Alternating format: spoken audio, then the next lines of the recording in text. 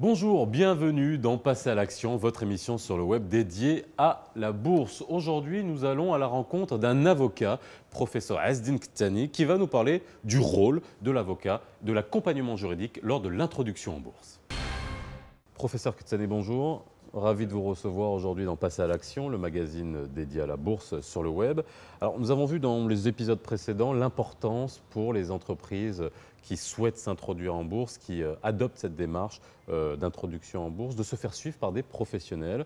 Nous avons vu les experts comptables et aujourd'hui, nous allons parler de votre rôle, le rôle essentiel de l'avocat dans l'accompagnement juridique, dans l'introduction en bourse. Quel est-il exactement ?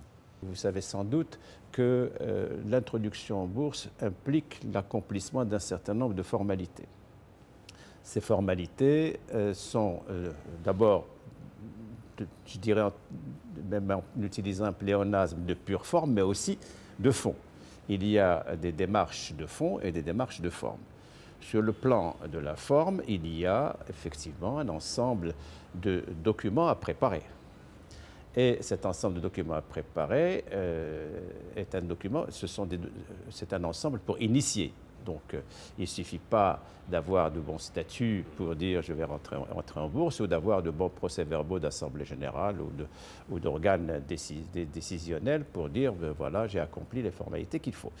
Donc, il y a sur le plan de la forme à la vérification par le juriste de la satisfaction que l'entité concernée a apporté à la loi ou à la réglementation en vigueur pour que son dossier soit accepté.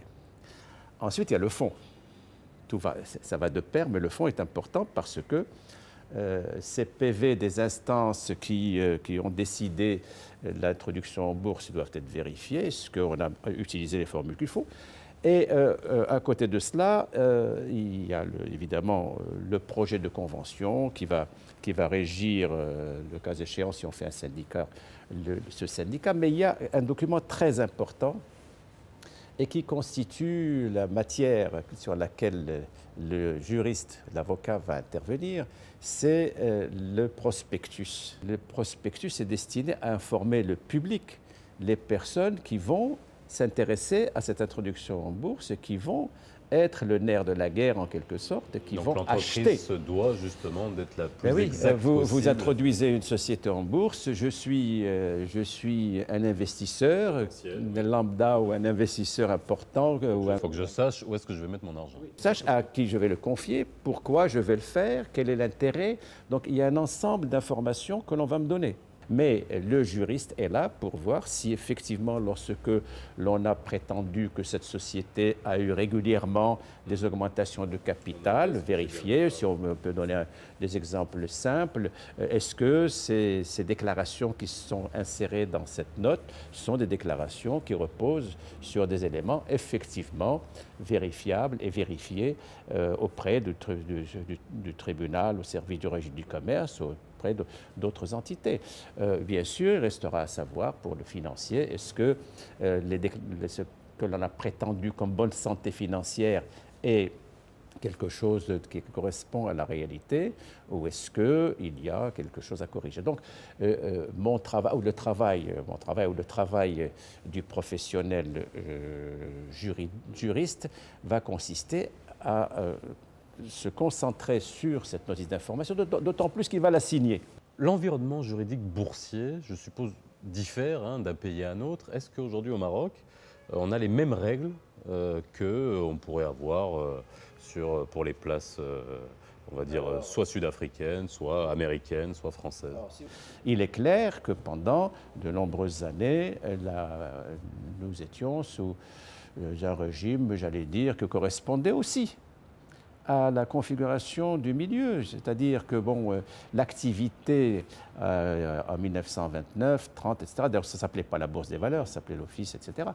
Et donc, je peux dire que ce qui a été important, ce sont les réformes qui se sont succédées et qui ont fait qu'aujourd'hui, effectivement, on peut ne pas rougir du tout de la réglementation boursière marocaine, puisque la société telle qu'elle est structurée aujourd'hui, ne vit pas dans un vase clos. Elle a été obligée, comme on l'a fait dans d'autres secteurs de la vie économique et juridique, je dirais, obligée de se mettre à jour et d'être à la hauteur, on peut dire, des espérances ou de l'attrait que l'on veut exercer sur le... Ce qui fait ce cadre... Pardon, bien sûr, ça peut être amené à évoluer. Puis il y a des organes qui ont été mis en place. Le CDVM, par exemple, apporte une contribution considérable aussi à tout cela.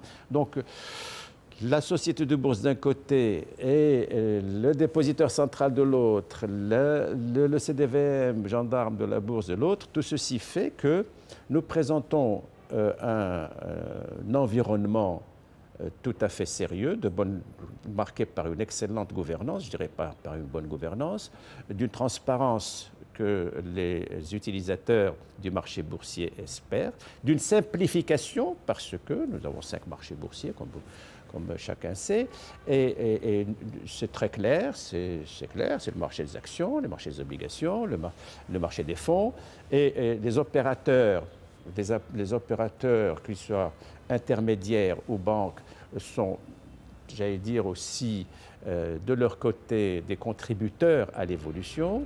Ce sont des spécialistes qui se sont mis à jour, mais aussi qui continuent à le faire tout le temps, par comparaison avec ce qui se passe ailleurs, avec ce qui se passe dans d'autres.